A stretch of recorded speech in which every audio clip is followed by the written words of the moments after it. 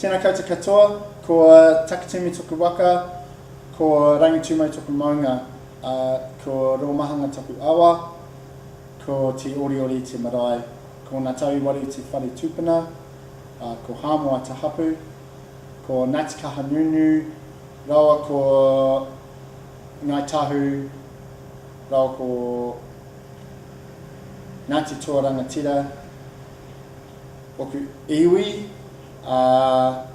no wairarapa ahau, engari i tēnei wā ko Otaki ahau, kore te Bautaki, te Otaki, ko Hori, toku ingoa. Kia ora everyone, and welcome to the Whakapapa exhibition. This is an exhibition which really is about 20 years in the making. It looks at my personal struggle to connect to my whakapapa due to the fact that the connection in front of me to my genealogy, my father hasn't been a part of my life for the last 20 years, and probably over 20 years, to be honest. So it's been a emotional roller coaster, I suppose. It looks at different themes, frustration being one, but mainly anger. It asks the questions of my father, where the fuck have you been, who the fuck are you, and what's going on. Like, you've been out of my life for so long. Now that I've had my own children, there's that other link there that is also missing for them. So it almost asks questions of my father, do you want to be a part of our life and my whanau's life now that I've got kids? And only in the last couple of months, due to circumstances that have happened, I've been able to do this exhibition that I've wanted to do for the last couple of years, but from what's happened in the last few weeks, it kind of it was like almost like the world was trying to tell me you need to do it now. So what happened was about 3-4 weeks ago, my dad was rushed to Auckland Hospital. It was a bit surreal as the launch of the exhibition happened a month ago, and it was seen on TV, and literally the next day I was rung up or got hold of by message, and a sister who I hadn't seen in next to 10 years was contacted by a sister who lives with my dad and I hadn't ever met or seen, saying that he had been rushed to Auckland Hospital with his heart. I knew that he was having health problems, but there was that small part of me that thought, well, this could be it for him. And when I told my mum, she said to me, would you go to his funeral? And I said, yeah, out of respect I would. And my mother replied with, why would you go? Like, you might, if you've got some questions or some things you need to ask, why didn't you do it now? And why didn't you do it, why didn't you give him a call? So I called him up. He was in a ward, cardiovascular ward in Auckland, and said, I'm booking a flight up. I want to have a chat to you. There's some shit that we need to get sorted. And then I went on to tell him about the exhibition and that it was going ahead. So the whole exhibition, Whakapapa, it looks at my personal struggle to connect. There's a lot of anger and hurt, mamai, ki roto i taku mako, so in my heart.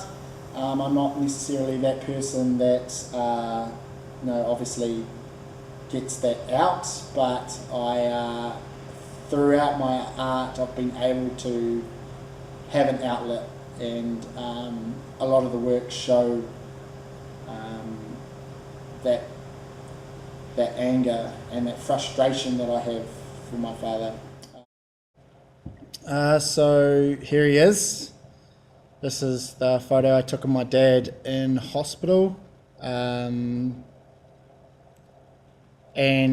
although he was very, he didn't really want to get it taken, I kind of was like, no, I need this for the exhibition. And it was good that he actually said yes.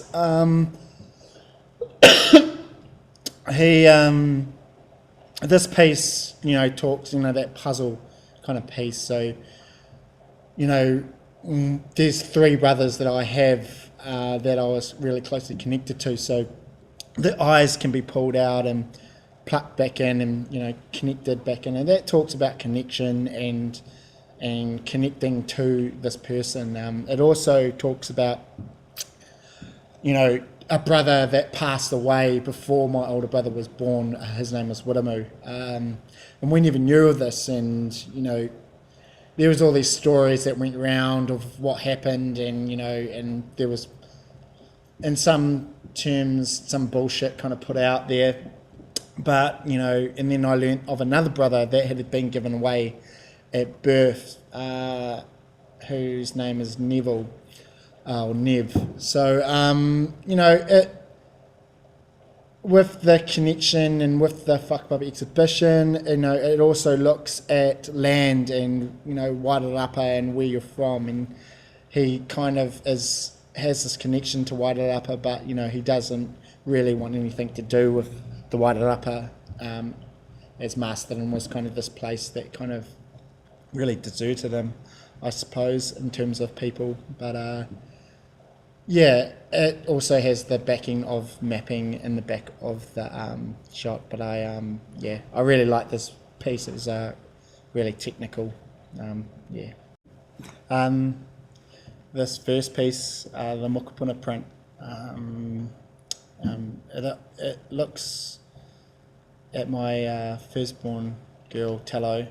Uses her image. It also is the first kind of image we had of her when she was 10 days old, and it has my kind of anger kind of face over the top of her, and also has little bits and pieces from scans taken from my dad's heart, and also if you look to the belly of Tallow you can see his eye. So this kind of piece looks at whether he wants to see his mokopuna, and if you're able to look at the bottom kind of left corner is the scan or the image of my unborn son, Taika, who is about 6 weeks until he's all cooked and finished and ready to come. So it although it's a very confronting kind of piece, I think it tells a good story of aroha and that heart being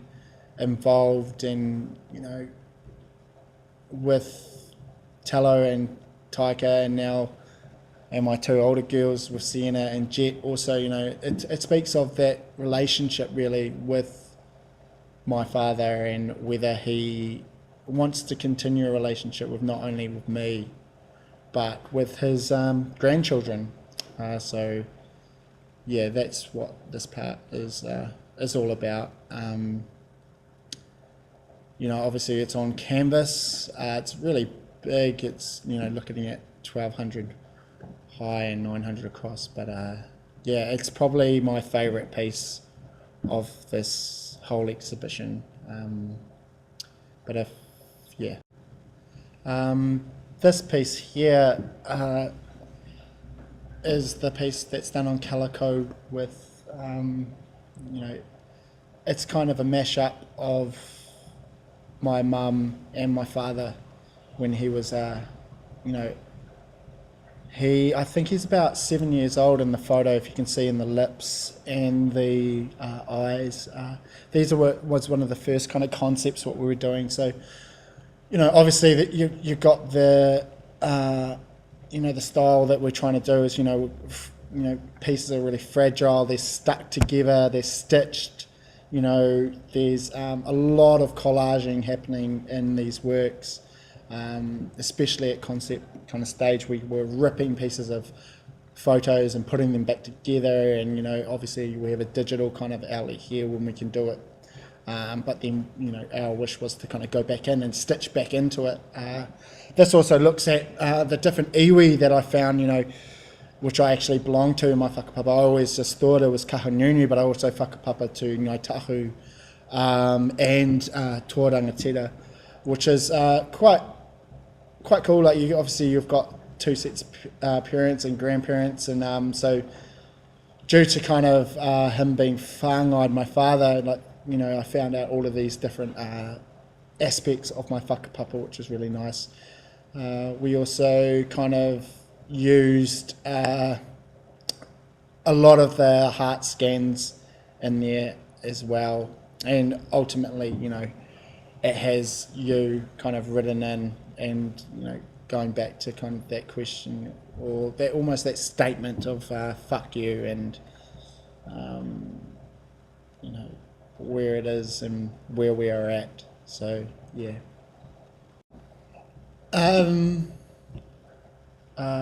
This one here is the kind of whakatane piece.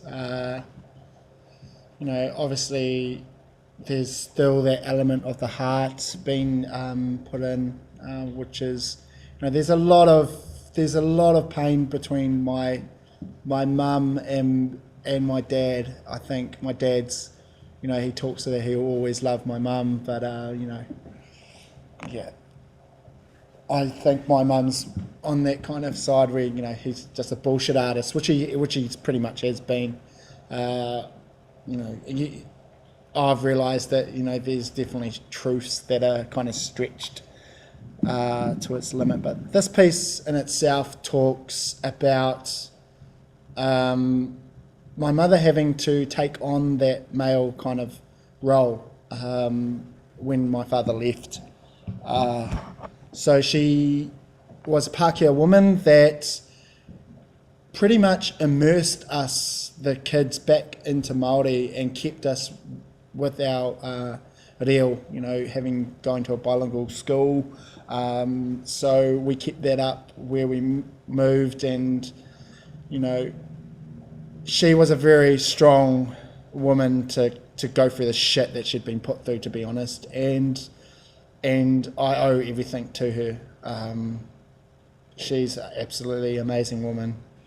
And also my stepfather, who came on the scene, and my stepdad raised me. So this is kind of, although it looks at her obviously with the male tāmoko, it kind of speaks those values and what she had to do to kind of raise three Māori boys by herself.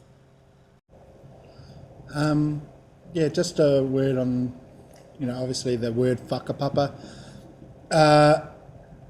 Basically the whole exhibition, although it's looking at connections to, either land or people or the reo, and especially using FUCKs, it's a fuck you to dad, to pretty much a fuck you papa, where have you been? In terms of like Hori and our kaupapa and what we're doing, is that